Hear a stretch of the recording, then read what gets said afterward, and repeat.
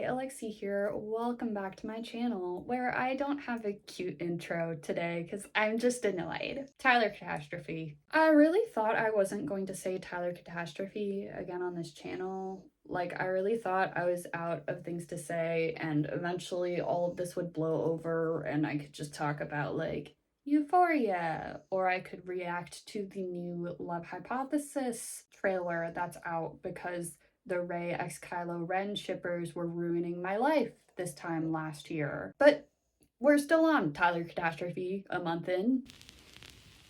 Yeah, quick recap on Tyler Catastrophe. He posted a number of TikToks detailing his crush on washed-up Minecraft YouTuber, mid-white boy singer, and most importantly, self-admitted abuser Wilbur Soot, as well as TikToks a few years ago excusing Wilbur Soot's actions and victim-blaming Wilbur Soot's ex.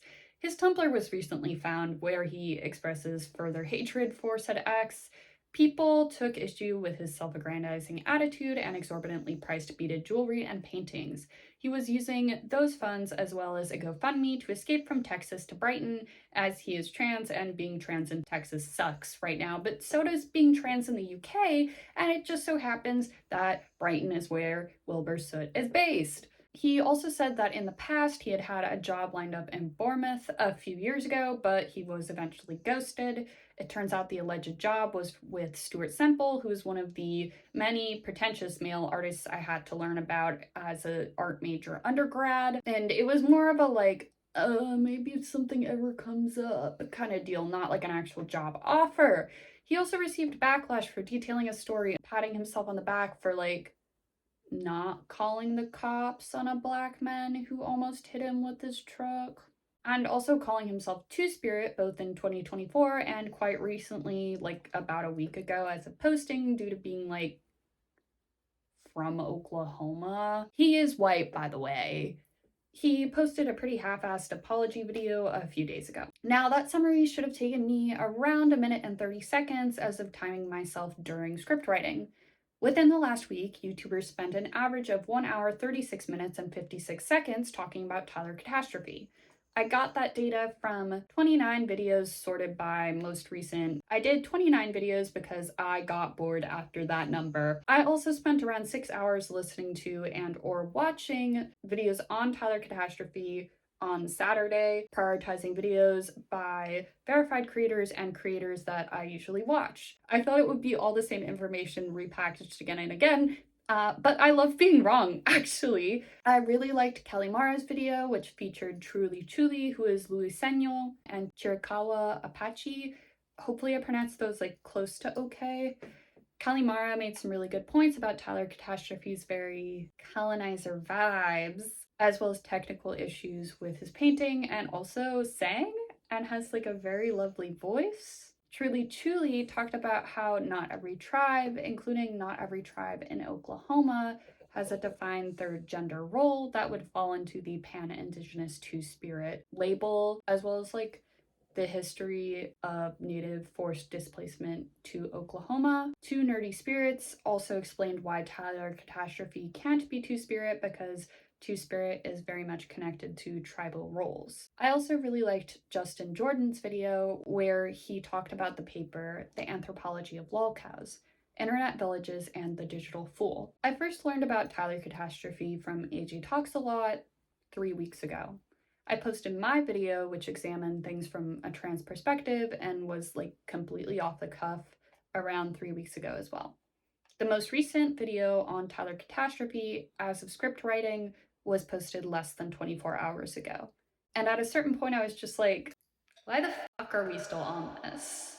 I'm sorry to be that person, but I am going to talk about a research paper real quick. Stick with me. I promise it'll be okay. So this 2017 research paper, A Neural Model of Valuation and Information Virality, found that expectations regarding self-related and social consequences of sharing in the form of potential for self-enhancement or social approval are integrated into a domain general value signal that encodes the value of sharing a piece of information. I know that's from the abstract. I did read the whole thing, I promise. I know that this is from around 10 years ago. They replicated these results on a larger sample size in 2023. To break that down hopefully okay. I was not a STEM major. Sharing information that will bring me social standing leads to make brain feel good, which leads to share. And then a quote from Anthropology of Lolcows, which Justin Jordan did read in his video, theorizes of lolcows. Anthropologically, lolcows serve as both catharsis and cautionary tale. They embody what the collective fears in itself: failure, addiction, delusion. And by ridiculing them, the audience reassures itself of its own sanity and superiority. That's Data Alexi done. Viewers project their own insecurities onto the lolcow, and through ritualistic watching and shaming of the lolcow, feel cleansed of those insecurities. YouTubers posting recaps of Tyler Catastrophe's downfall, calling him the parasocial final boss, function as town criers, helpfully sharing the information of a new person we can view and favorably compare ourselves to. Like, I may spend a fair amount of time watching edits of K-pop idols or interviews with the cast of Interview with the Vampire. One of those is more accurate to my life, but at least I'm not unable to date because of my parasocial crush on Wilbur Soot and being a one soul at a time kind of guy. Additionally, in my opinion, it is much easier to project our failures onto those who are already marginalized by society.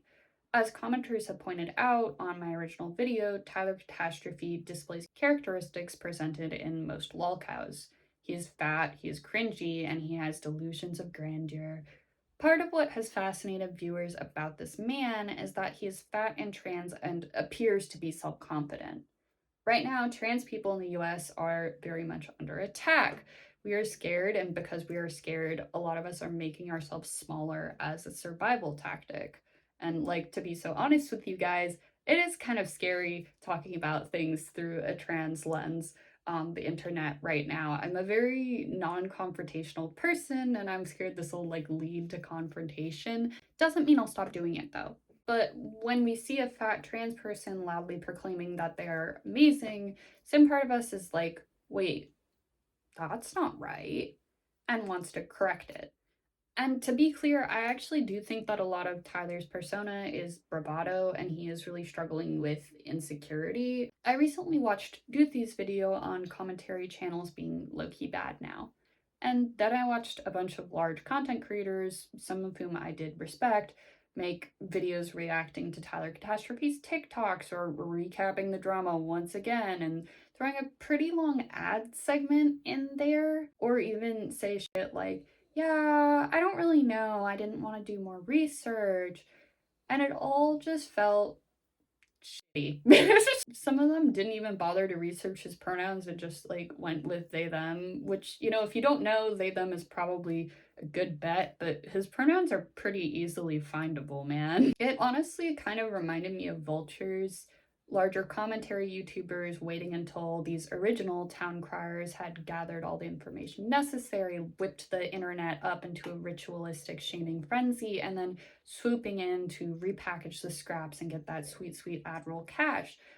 And to be fair, I get it. We all have to make money. And also, like, I really like vultures as an animal. I was really into them when I was like 8. But I kind of feel like these really big YouTubers will get views either way, and like a lot of them have researchers, so I don't really get why they can't just find like new content to break so that we can all be done with this never-ending Tyler Catastrophe cycle. I'm genuinely confused. Why are we still here? Is it because they want to spread awareness of Tyler Catastrophe's racism and victim blaming and abuse apologism? Or is it because they want to play that one TikTok of him referring to himself as a professional freeloader due to his disability?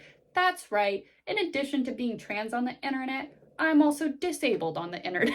I'm also disabled, and I actually have a really close family member who was disabled by a car crash. I see y'all's ableism as well. You aren't slick. And there are certainly issues with Doothy's video, but I do agree with their overall point that commentary YouTube has become an echo chamber in which large creators don't deeply engage with the content they're talking about and are repackaging the same shit over and over and over to sell you Factor, which, by the way, is owned by HelloFresh, which has labor abuse allegations against it. And in a meta way, I guess I am really no different than a lot of these people. I'm also beating the dead horse metaphorically. I really like horses and vultures. Somebody should diagnose me with something. But a lot of these content creators aren't getting those sweet value-based brain signals because they're sharing information on Tyler Catastrophe's actual shitty behaviors such as racism and abuse apologism.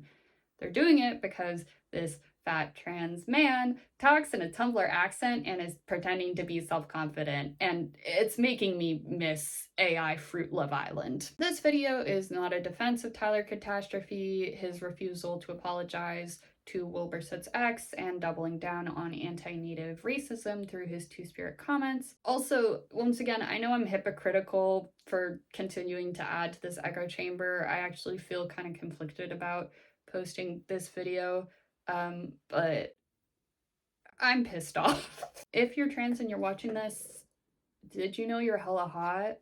My outro song is Take a Vacation by the Young Veins. All channel art is by me. Usually I'm a lot more funny and a lot less aggro in my videos. Sorry guys. Like, comment, and subscribe. I really love comments, especially because I love to yap with people. I also have an email, aluciasonline@gmail.com, if you want to just email me to yap. I don't really understand what the hype feature is, but I like the little star, so if you want to hype my videos, that would be cool too. Thank you so much for watching. It does mean a lot to me, especially like on this topic, I would say. And I'll catch you in the next one. Bye now.